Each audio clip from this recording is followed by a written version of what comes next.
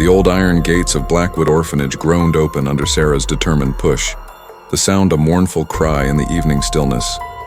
As a young journalist with a healthy dose of skepticism, she viewed the local legends of hauntings as nothing more than campfire stories, perfect fodder for a sensationalist piece to kickstart her career.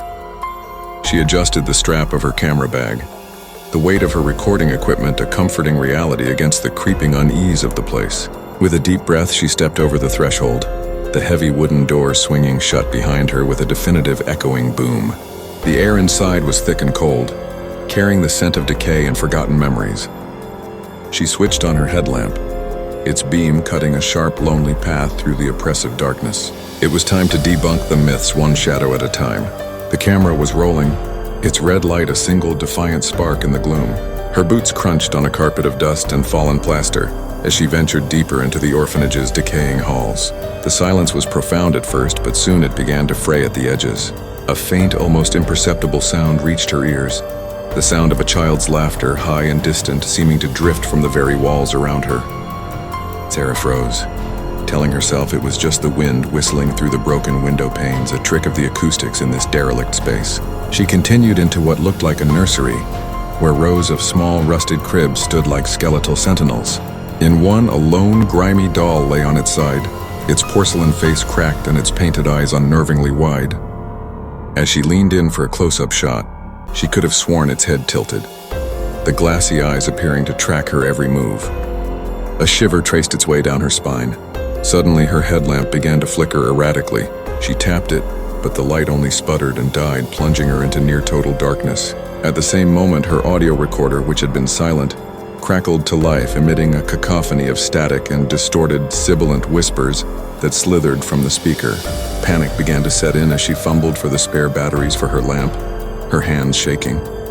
It was in the darkest corner of the main hall, illuminated only by the faint moonlight filtering through a grimy skylight, that she saw it. A shadowy figure, small and indistinct at first, stood at the far end of the corridor. It was perfectly still. Sarah raised her camera, the night vision mode activating with a soft click, but the image on the screen was warped and unclear. Then it began to move. It didn't walk or run. It seemed to glide towards her, a fluid, unnatural motion that made the hairs on her arms stand on end. As it drew closer, its form resolved from the shadows, revealing a gaunt, childlike shape with 2 points of burning red light where its eyes should have been. The whispers from her recorder intensified, no longer a random hiss, but coherent, menacing words spoken in a chorus of spectral children's voices. "Get out, you don't belong here.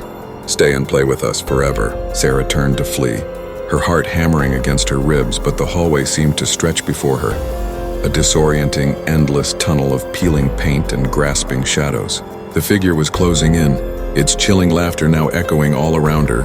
In her frantic scramble, Sarah's camera slipped from her grasp.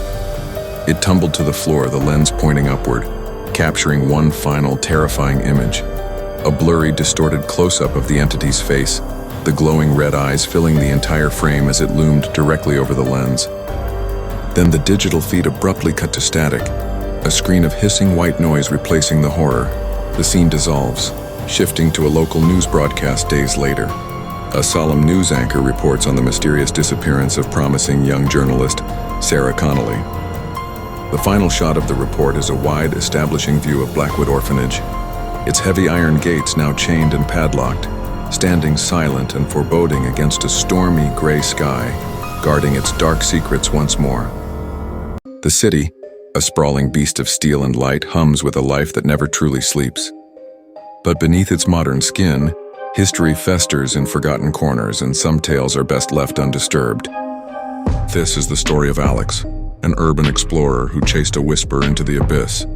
A story that begins not with a bang, but with the rustle of old paper. It all started when he stumbled upon a brittle city map from the 1930s, tucked away in a dusty antique shop. Folded within its yellowed creases was a phantom line, a subway route that didn't exist on any modern chart, leading to a single unnamed station. The shopkeeper had warned him, his voice low and serious, that locals called it the ghost station, a place where the echoes of the past never faded. Driven by a thirst for the unknown that burned brighter than any fear, Alex packed his gear and waited for the cloak of midnight to fall, ready to hunt for a ghost on the city's iron veins. The address on the map led him not to a grand entrance, but to a derelict alley choked with weeds and refuse, a dead end forgotten by time.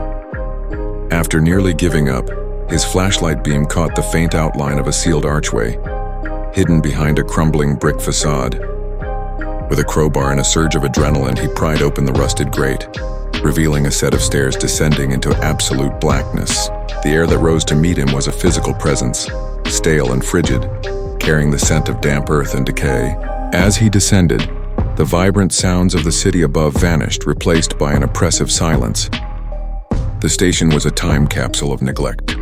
Advertisements for products long gone peeled from the grimy walls, their once bright colors faded to muted shades of despair.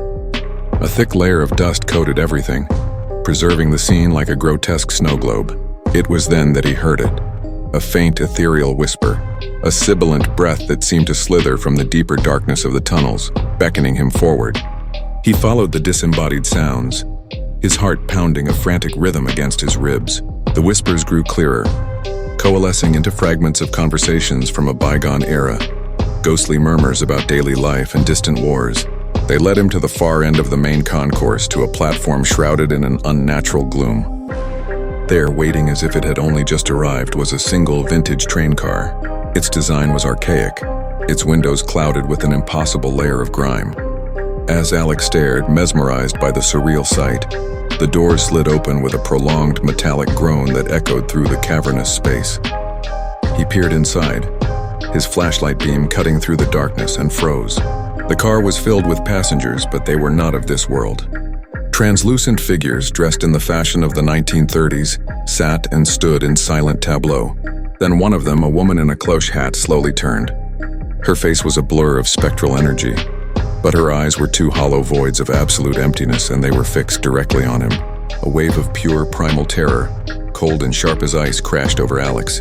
The illusion of a grand adventure shattered, replaced by the horrifying reality of his trespass. The whispers, which had been a faint chorus, suddenly intensified, swirling around him, the unintelligible words twisting into silent, desperate screams that clawed at his mind. He didn't think, he just ran. He scrambled back the way he came, his boots slipping on the dusty floor, the cacophony of the spectral dam chasing him up the stairs.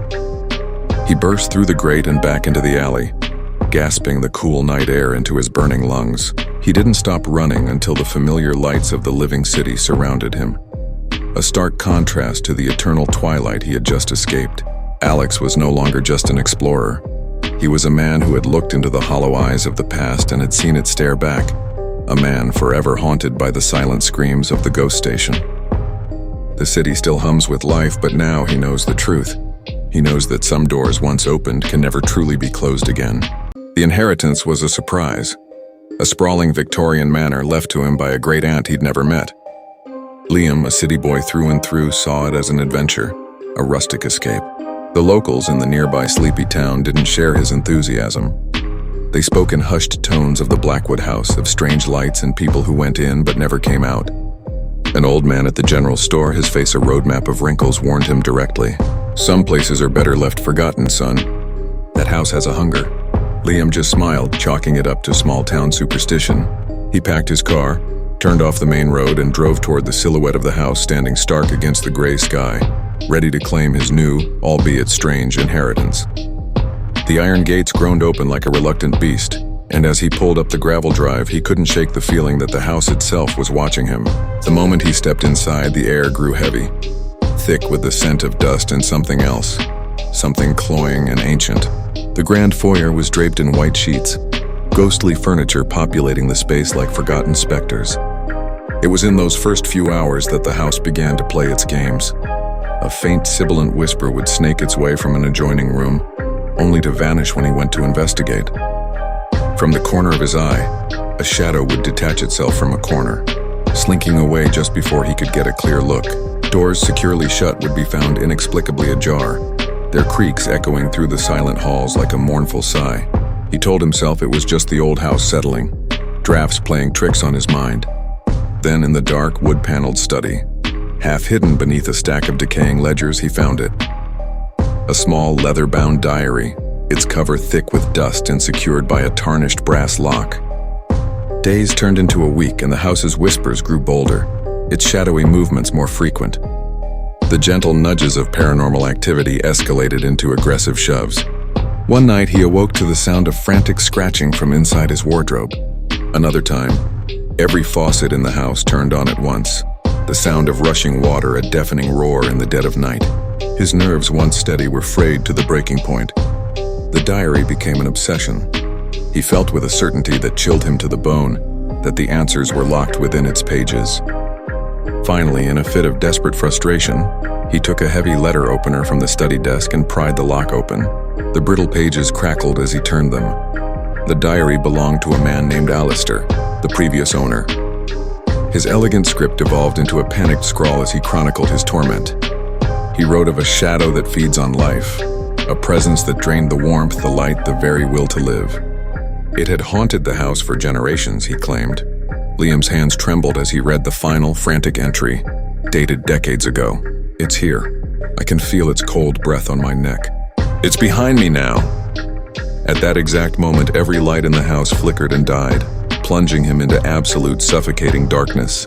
A wave of intense cold washed over him, and he felt a distinct, unmistakable presence directly behind his chair. From a mile down the winding country road, the Blackwood house stood silhouetted against the full moon, its windows like vacant, staring eyes. A single high-pitched scream, sharp with terror, pierced the stillness of the night. Then, as quickly as it came, it was swallowed by an unnerving, profound silence.